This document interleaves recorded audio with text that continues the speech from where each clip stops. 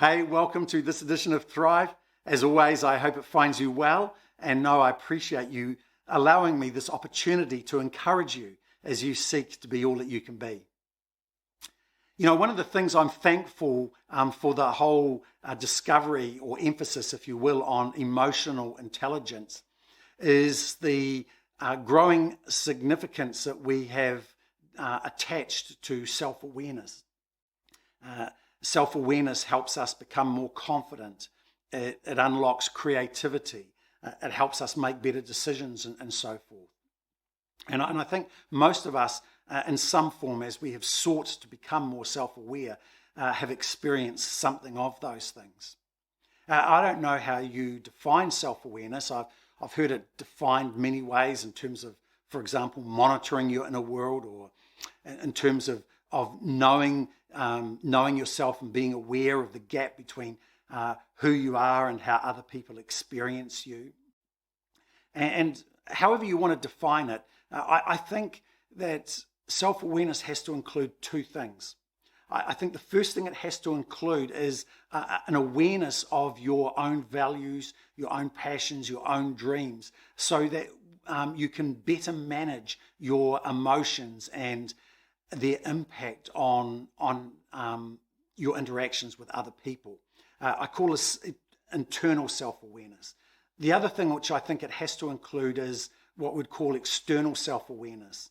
It's being aware of how other people view you, how other people experience you in terms of your values, your passions, and your dreams, and how they shape you, and how that creates the version of you that those people, other people around you are experiencing, so that you can close that gap.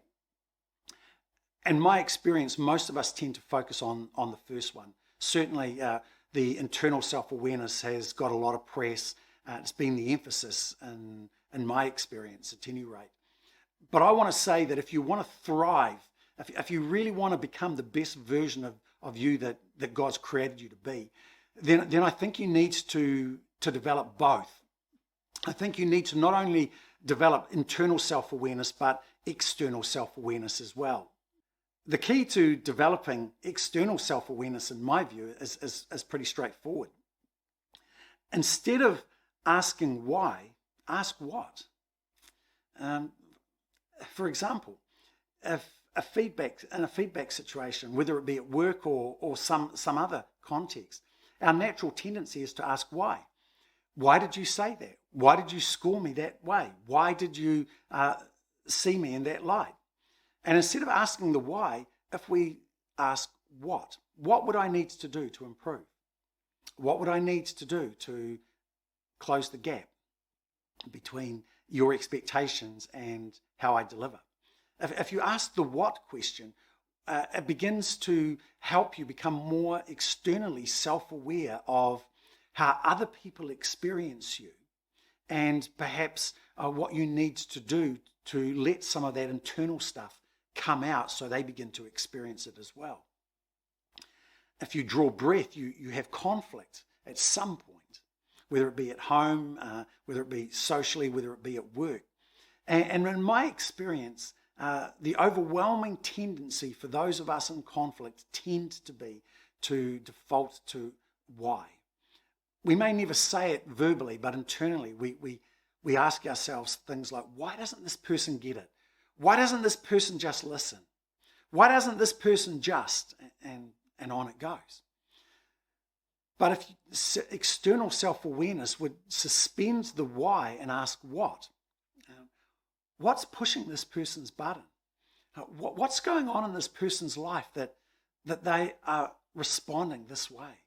What's going on in this person's life that there's so much heat over something that's so trivial? And you begin to ask yourself that what question in order to begin to see that person and how they might be experiencing you, so again you can close that gap. And it applies in the work situation as well.